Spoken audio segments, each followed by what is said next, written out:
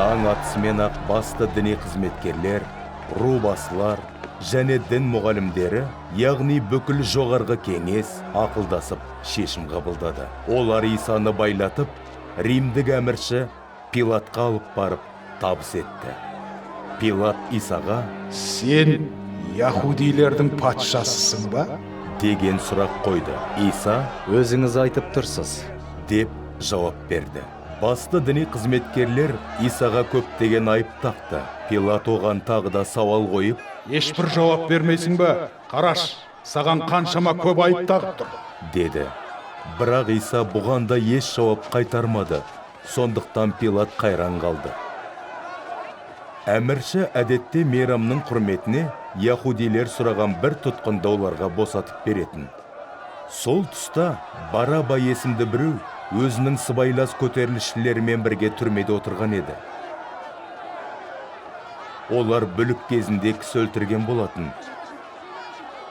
Енді халық алға қарай ұмтылып, Пилаттан әдеттегідей бір тұтқынды босатуын дауыстап сұрай бастады.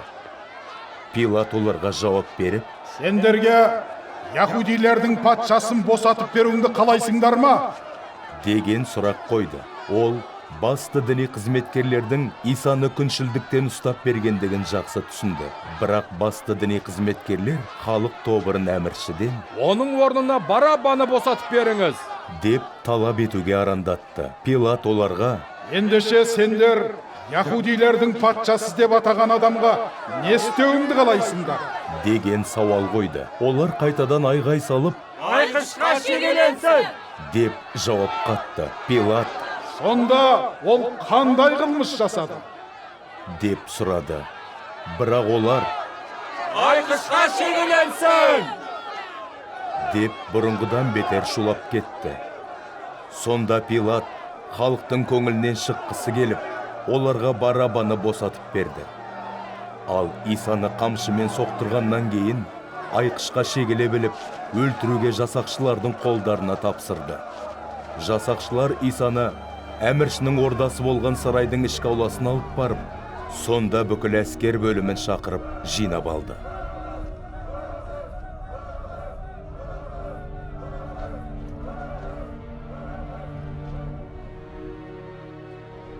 Олар Исаға бір қызыл шапанды жауып, тікенді бұтақшалардан тәж өріп, оның басына кигізді. Мұнан кейін олар «Яһудилердің патшасы жасасын» деп оған сәлем бере бастады. Исаның басын таяқпен ұрғылап, бетіне түкіріп, алдына тізе бүгіп тағзым еткенсіді. Мазақтап болғаннан кейін оның үстіндегі қызыл шапанды шешіп алып, өз киімін кигізді. Содан соң жасақшылар Исаны айқыш ағашқа шегеле біліп қою үшін қала сыртына қарай алып кетті.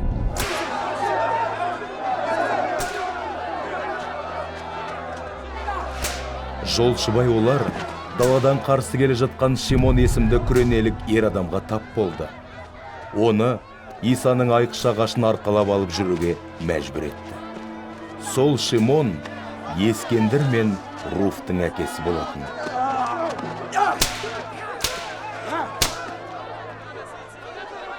Осылай жасақшылар Исаны Голгота, яғни маңдай төбе деген жерге алып барды. Оған ішуге мүр шөбі қосылған сірке суын ұсынды, бірақ ол ішпеді.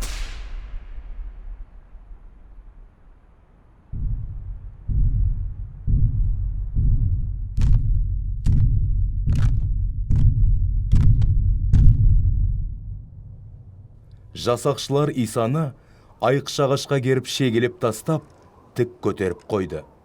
Бұдан кейін әрқайсысы өз үлесін алу үшін оның киімдерін жеребе тастап бөлісті. Исаны айқышқа шегелегенде сағат 9 болатын. Оған тағылған айып яһудилердің патшасы деп бір тақтайшаға жазылған еді. Жасақшылар Исамен бірге екі қарақшыны да, біреуін оң, екіншісін сол жағындағы айқыш ағаштарға керіп, шегелеп тастап, тік көтеріп қойды. Киелі жазбада Ол қылмыскерлердің қатарында саналды. деп алдын ала айтылған сөз осылай іске асты. Қасынан өтіп бара жатқандар Исаға тіл тигізді. Олар бастарын шайқап, Әй, киелі үйді бұзып, 3 күнде қайта тұрғызушы. Айқыштан түсіп өзіңді құтқарып ал. деп оны келеке етті. Сол секілді басты діни қызметкерлер мен дін мұғалімдері де оны мазақтап бір-біріне: Мынау басқаларды құтқарыпты, бірақ өзін құтқара алмайды екен. Израильдің патшасы Мәсіх қазірақ айқыштан түссін, көзімізбен көрейік, сонда оған сенеміз. десті. Жандағы айқыштарға шегеленген қылмыскерлер де Исаны балағаттап тілдеді.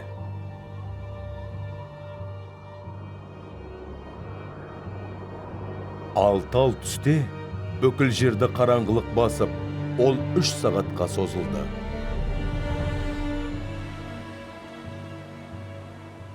Сағат 3-те Иса қатты дауыспен айғайлап: Илой, Илой, лама сабақтани, деді. Өз тілінде бұл: О, Құдайым, Құдайым, неліктен мені жалғыз қалдырдың?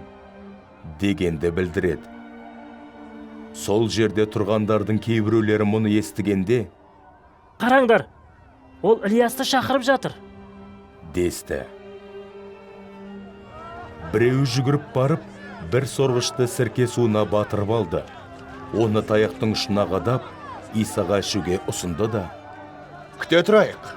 Ілияс келіп, оны түсіріп алар мекен, көрейік. деп кекетті. Ал Иса қатты дауыстап жіберіп, жан тәсілім етті.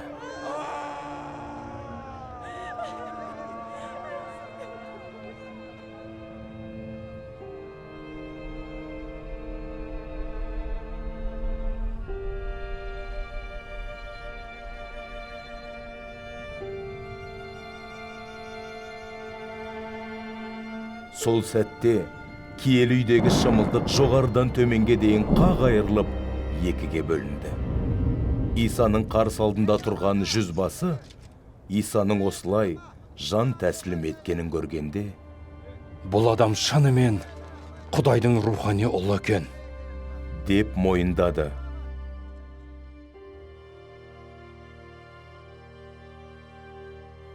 Сол жерде алысырақтан қарап тұрған әйелдер де болды. Араларында Магдалалық Мәриям, кіші Жақып пен Жүсіптің шешесі Мәриям және Салома бар еді. Олар Иса Галилеяда болған кезінде оған еріп, қызмет етіп жүретін. Сондай-ақ, онымен бірге Иерусалимге келген басқа да көптеген әйелдер сол жерде тұрды. Бұл күн діни демалыс күнінің алдындағы әзірлік күні жұма болатын.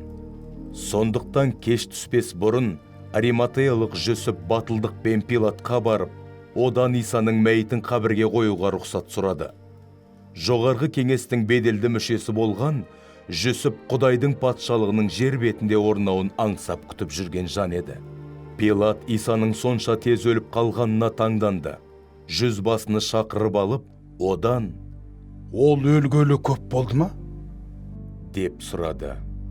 Жүзбасынан солай екенін біліп алған соң, Пилат мәйітті Жүсіпке бергізді. Жүсіп бәтес кебін сатып алып келіп, Исаның мәйітін айқыштан түсіріп, кебінге ұрады. Содан оны жартастан өңгіп жасалған бір қабірге апарып қойды. Мұнан кейін қақпақ тасын домалатып әкеліп, қабірдің кіреберіс аузын сонымен жауып тастады.